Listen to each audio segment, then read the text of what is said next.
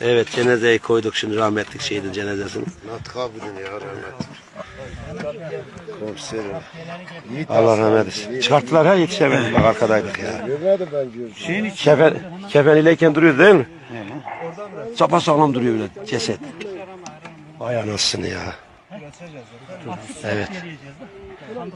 Bando takımı da geldi, bak merasim takımı da orada Önder. Allah rahmet eylesin. Şehidimiz çürümemiş. Çürümemiş ya, öyleyken duruyor ya. Allah'ım ne kadar büyüksün ya. Kafirler inanmaz bizim şehidimize. Bak şehidimiz kaç senedir akrabamız mevsimde oldu bu şehidimiz.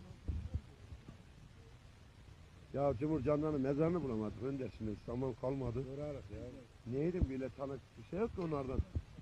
Evet, cenazeye çıkarttılar, tabuta koydular, öyleyken duruyor. Gerçekten gözümle gördüm yani.